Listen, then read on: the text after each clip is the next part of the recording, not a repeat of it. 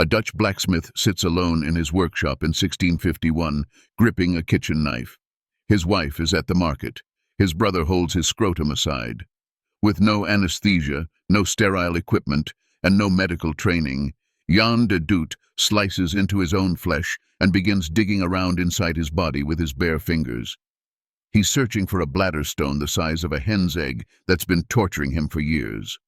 Most people who attempt surgery on themselves die within hours. Jan de Doot not only survived, he had the stone gold-plated and commissioned a portrait of himself holding the bloody knife that saved his life. Jan de Doot was an ordinary blacksmith living in 17th century Amsterdam when an extraordinary medical problem changed his life forever. Known in medical records by his Latinized name, Johannes Letheus, de Doot suffered from a condition that plagued many men of his era, kidney and bladder stones. These painful calcium deposits formed in the urinary tract, causing excruciating pain and making urination nearly impossible. In de Doot's time, bladder stones were a common but dreaded affliction. Poor diet, contaminated water, and limited medical knowledge meant that many men developed these rock-hard formations in their bladders and kidneys. The stones could grow to enormous sizes, sometimes weighing several ounces and causing constant agony for their victims. The Dutch diet of the era, heavy in dairy products and lacking in fresh vegetables for much of the year, contributed to stone formation. The symptoms of bladder stones were unmistakable and progressively worsening. Victims experienced burning pain during urination, blood in their urine, and the constant feeling that their bladder was never completely empty. As stones grew larger, they could completely block urination, creating a medical emergency that often proved fatal.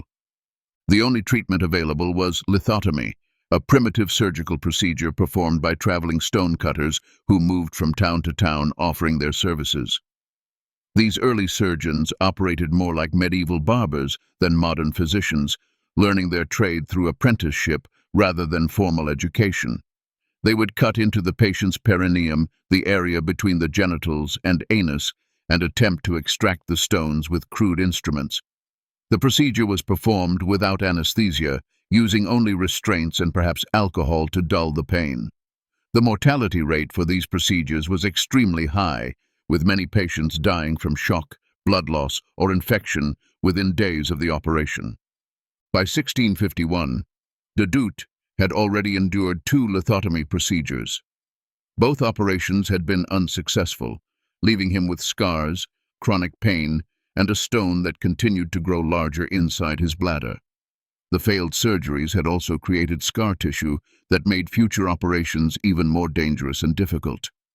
The prospect of undergoing a third surgery filled him with dread, not just because of the pain, but because he had lost faith in the stonecutter's ability to help him. The medical establishment of 17th century Amsterdam was dominated by physician-surgeons who had trained at universities and practiced according to ancient Greek and Roman medical texts. These learned doctors looked down on stonecutters as mere craftsmen, but they rarely performed lithotomies themselves, considering the procedure beneath their dignity. This left patients like de Doot caught between incompetent street surgeons and educated physicians who refused to dirty their hands with actual surgery. De Doot's decision to operate on himself was influenced by Nicolaes Tulp, one of Amsterdam's most respected physician-surgeons. Tulp was famous for his anatomical demonstrations and would later become immortalized in Rembrandt's painting The Anatomy Lesson of Dr. Nicolaes Tulp. When de Doot consulted Tulp about his condition, the physician provided detailed instructions on how to perform the surgery, but refused to do it himself. The procedure de Doot planned was technically called a lateral lithotomy, a specific type of stone removal that involved cutting through the perineum to access the bladder. This approach was less dangerous than cutting directly into the bladder through the abdomen, but it still required precise knowledge of anatomy to avoid severing major blood vessels or damaging the rectum. On the day of his self-surgery, de Doot made careful preparations. He sent his wife to the market to ensure she wouldn't witness the procedure or try to stop him. He positioned himself in his workshop, where he had good light and access to his tools. Most importantly, he enlisted his brother to assist by holding his scrotum out of the way during the operation.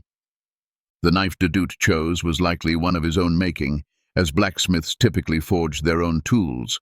The blade needed to be sharp enough to cut cleanly through skin and muscle, but small enough to maneuver in the confined space of the perineum. Doot had probably spent hours sharpening and preparing this instrument for the most important cut of his life.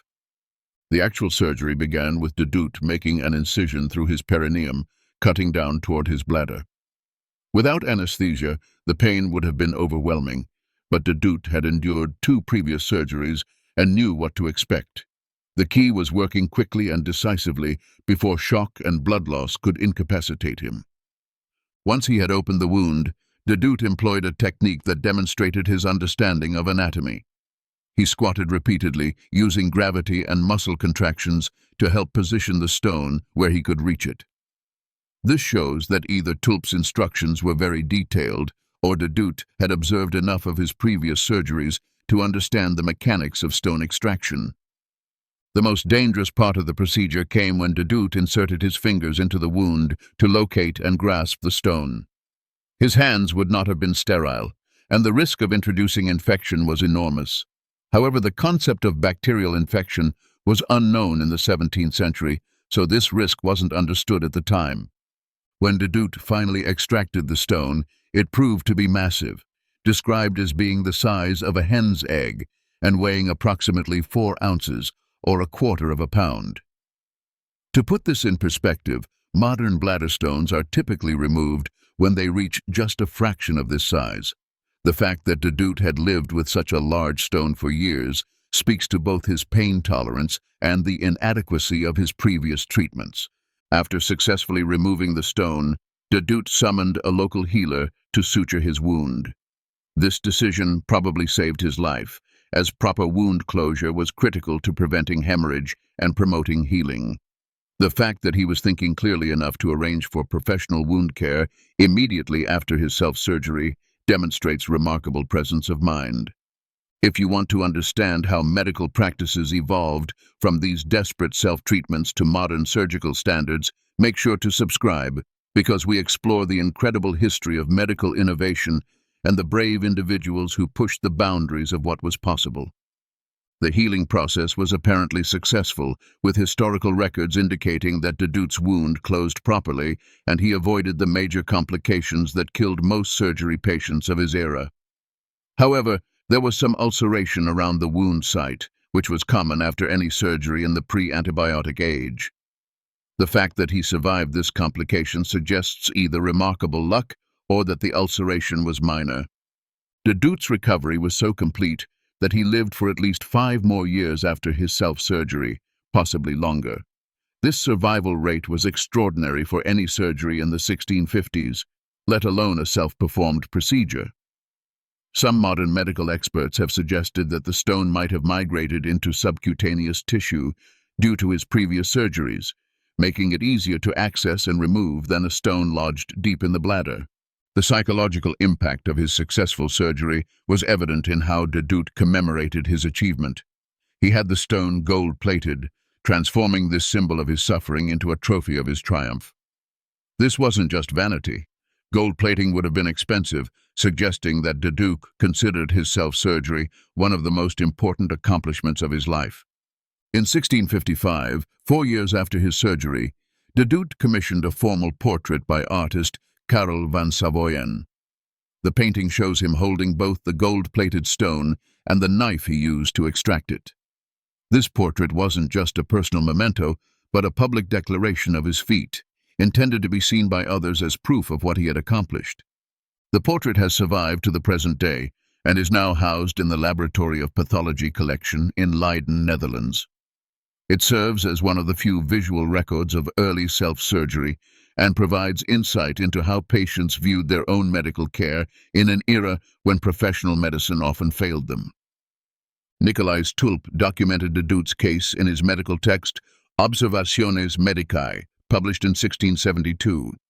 This inclusion in a respected medical work elevated Doot's story from local curiosity to legitimate medical case study. Tulp's account provides most of the details we know about the surgery and confirms that it was performed under his guidance. The medical significance of Doot's case extends beyond its novelty value. His successful self-surgery challenged contemporary assumptions about who could perform medical procedures and under what circumstances. The fact that an untrained blacksmith could succeed where trained surgeons had failed raised uncomfortable questions about the state of medical education and practice.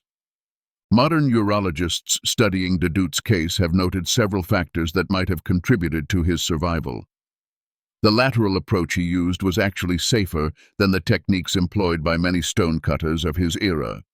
His decision to work quickly and seek immediate wound care also improved his chances. However, his survival was still largely a matter of luck, as infection remained a constant threat. The comparison between Doot and modern survival surgery cases like Aaron Ralston, who amputated his own arm to escape being trapped by a boulder, reveals interesting parallels. Both men faced life-threatening situations where conventional help was unavailable. Both had to overcome enormous psychological barriers to cutting into their own bodies, and both became famous for their extraordinary self-reliance. However, there are important differences between these cases. Ralston faced immediate death if he didn't act, while Doot was dealing with chronic pain that, while severe, wasn't immediately life-threatening. Doot also had medical guidance from Tulp, whereas Ralston was completely on his own. These differences highlight how desperate Doot must have been to risk such a dangerous procedure. The ethical implications of Doot's case were significant for his era. By successfully performing surgery on himself, he demonstrated that medical knowledge and skill were not the exclusive province of university-trained physicians. This challenged the medical establishment's authority and suggested that patients might sometimes be better served by taking matters into their own hands. The story also raises questions about the responsibilities of physicians like Tulp, who provided instructions for dangerous procedures but refused to perform them personally. While Tulp's guidance probably saved Doot's life, his refusal to operate could be seen as abandoning a patient in need. This tension between medical knowledge and medical practice would continue to evolve over the following centuries. Doot's case influenced medical thinking about patient autonomy and self-determination. His willingness to risk death rather than endure continued suffering resonated with other patients facing similar dilemmas. The story became part of medical folklore, inspiring both admiration for his courage and concern about the dangers of self-treatment. The technical aspects of Doot's surgery have been analyzed by modern medical historians, who note both his anatomical knowledge and his surgical technique. The fact that he understood the importance of wound positioning, used gravity to assist the procedure, and sought professional wound closure suggests that he had carefully studied the process before attempting it. The survival of both Doot's portrait and Tulp's written account has made this one of the best documented cases of early self-surgery. This documentation allows modern researchers to understand not just what happened, but also how 17th century medicine approached extreme cases where conventional treatment had failed. The broader context of Doot's story includes the evolution of surgical techniques and medical education in the 17th century. His case occurred during a period when medicine was beginning to embrace empirical observation over ancient authority, setting the stage for the scientific revolution that would transform medical practice in the following centuries. Jan Doot died sometime after 1656, taking with him the secret of exactly how he summoned the courage to slice into his own body with a kitchen knife. His gold-plated stone disappeared from historical records, though his portrait remains as proof that one man's desperation led to a medical miracle that professional surgeons couldn't achieve. But Doot's story raises a troubling question that echoes through medical history. If a blacksmith with no training could succeed where educated physicians failed, what does that say about the medicine of his time? And perhaps more unsettling still, how many patients today might be driven to similar extremes if modern medicine fails them?